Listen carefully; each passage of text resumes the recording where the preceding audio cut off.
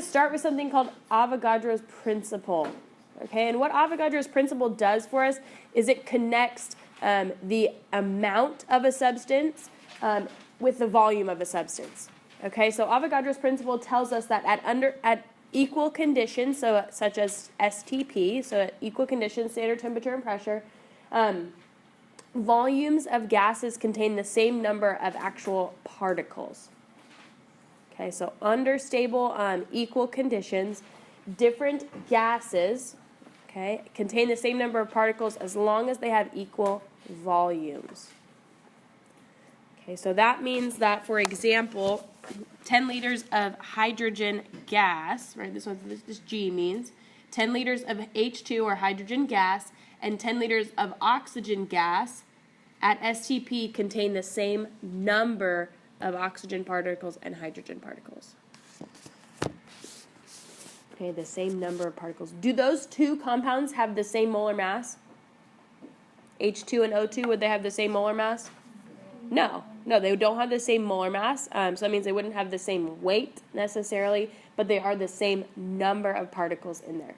Okay, and so he takes this a little bit further, and he tells us that for every gas that acts in an ideal way, right, every ideal gas has a volume of 22.4 liters with 1 mole of substance.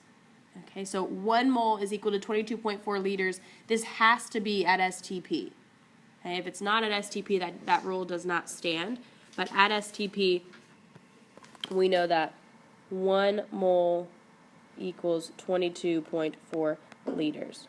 Okay, this is a conversion factor that you will have to use later in this chapter. Okay, so 1 mole of any ideal gas would equal 22.4 liters, but it has to be at STP. Okay. What are the conditions for STP? What does the pressure have to equal at STP? 1 atmosphere, good. And what's the temperature at STP?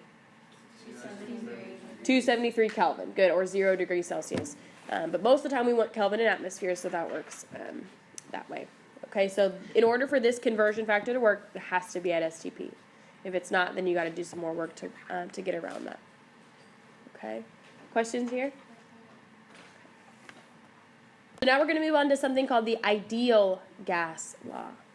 Okay, and the ideal gas law combines the temperature, pressure, the number of moles, and the volume of a substance into one equation. So temperature, pressure, volume, and now the number of moles, so the amount of our substance. And this has to be when we're looking at an ideal gas.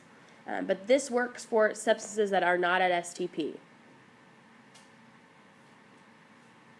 Okay. Unlike our other gas law equations, this equation doesn't have a before and an after like our other equations do. Our other equations have a before and after a change. This is not that way. This is a kind of a single snapshot in time that we're looking at these conditions.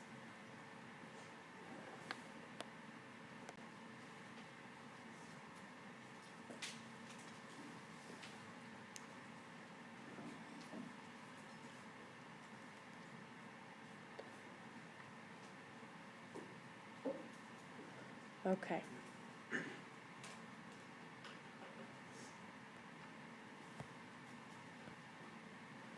So here's our ideal gas law equation. PV equals nRT.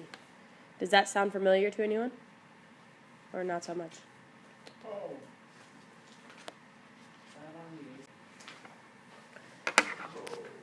Okay, we know what most of these variables mean. We know what P equals, that's pressure, volume, T is temperature. These are the two new ones. Okay, so you might only need to write down what these two mean. Okay, N is the number of moles, and R is what we call the universal gas constant.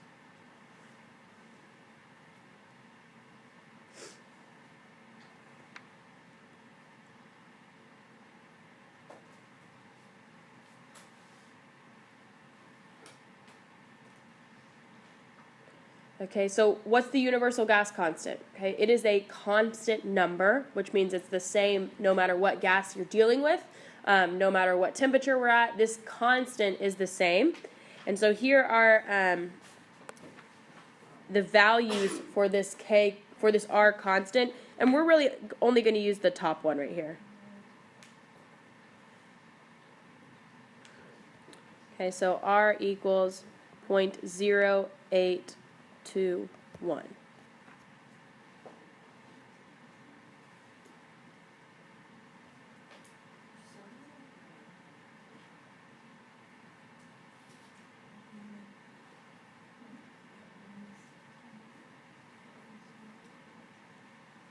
Okay, so look at the unit here for this constant. Units are liters times atmospheres, moles times Kelvin. So that means in order for this R value to work, everything you plug in has to be in those units. Volume has to be in liters, pressure has to be in atmospheres, temperature has to be in Kelvin, moles has to be in moles. Okay? So if I were to rearrange this equation to solve for R, this is how the units come about. If I were to rearrange the equation to solve for R, I would divide N and T over to the other side, N and T. Okay, so it would look like R equals PV over NT, which is where we get those units. So the R units would be atmospheres times liters over moles times Kelvin. Okay, that's where those units came from. If I rearrange it to solve for R, that's where they would be. Okay, so that means in order for that R value to work, we have to have those units. The reason we don't necessarily use the second version is because it wants volume to be in decameters cubed and kilopascals for pressure. Those aren't things that we use as often. Okay, so that's why we keep it at liters, atmospheres, moles, and Kelvin.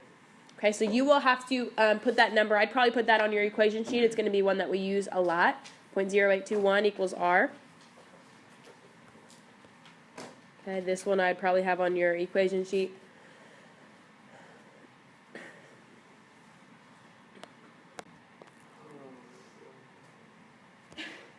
Okay, so remember for the ideal gas law, there's no change. Okay, no before and after. And something else that you might need to think about is, what if it gives you the amount of substance in grams? Right, it gives you the volume and the pressure, and it gives you the grams of that substance. Can we use grams in that equation? No, what should we do? Just convert to moles, that's it. Right? If we're given in grams, we convert to moles based on whatever gas that we're working with. Okay, so they'll tell you the compound there. So just something to think about, something to look out for.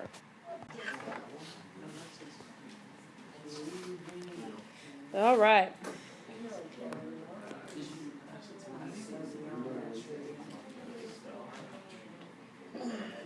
So I want to start by listing our variables here in the margins. Okay, I want to find pressure, so I'll give that the question mark. I know I have 0.413 moles. Since we're given moles, does it matter to us that it's helium? No. No, we don't really care. Okay, as long as it acts ideally, and we're already given moles. If we were just given grams, then we would need to know that it was helium so that we could find the number of moles. Okay. Temperature, we want it in Celsius or Kelvin? Kelvin. We want it in Kelvin, so we're going to take 16 plus 273.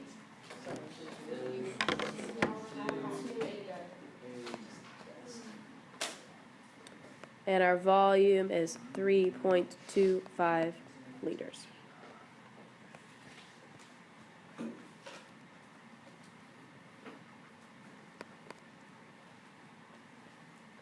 Okay, so we're solving for pressure, so I'm going to keep that in as a P.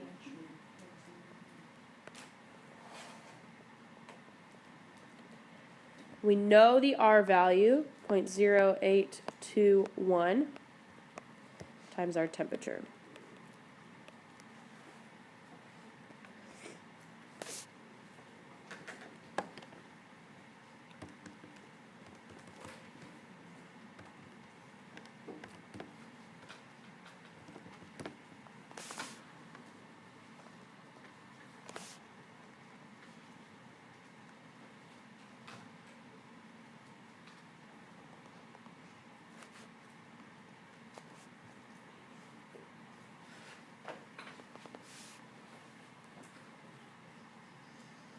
Okay, we notice that this is not a before and an after. It's not a change. We're just looking at one set of conditions here.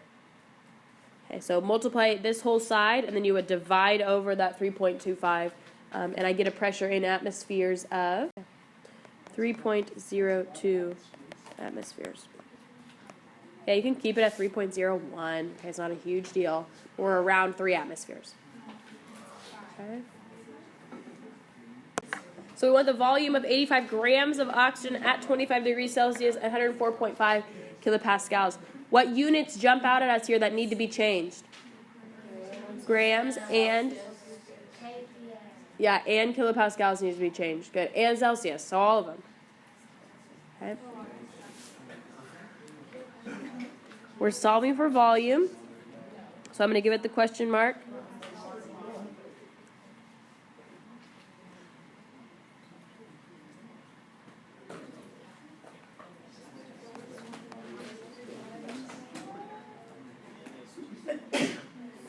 Bless you.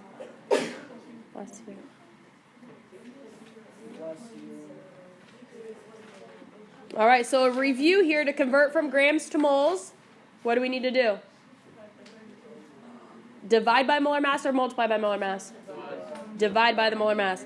And the molar mass of oxygen gas is 32, not 16. So we would take 85 grams divided by 16 grams is 1 mole. And I just said 32, not 16. Sorry. 32 grams, 1 mole. That's because it's O2, not just O. Okay, and I get about 2.66 moles. All right, and then lastly, all I needed to convert from temperature was add 273 kilopascals to atmospheres. What's our conversion factor there?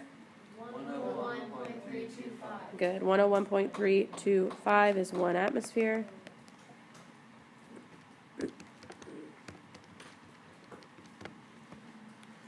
Gives me 1.03 atmospheres. Okay, remember for all of our conversions to go to atmospheres, we're going to divide by our conversion factor. Atmosphere should always give us a smaller number relative to the other pressure unit. Okay? So now when I plug into the ideal gas law, I would say 1.03 times volume equals 2.66 times R. 298. Oops, we know R. I don't know why I left that blank.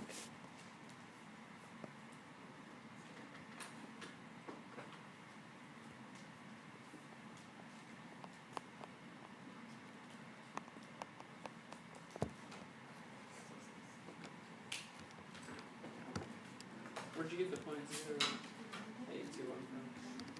What is that variable that's supposed to go there? Okay, and what is R equal to?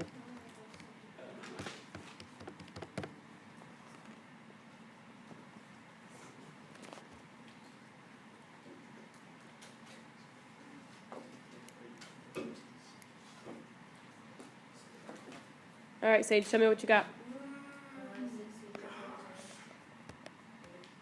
Liters, good.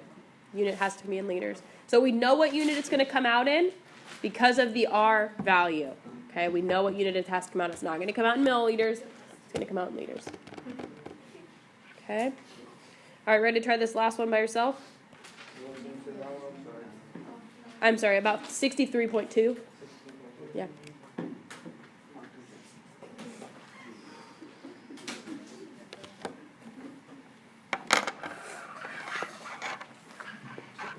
Go ahead and try this one on your own.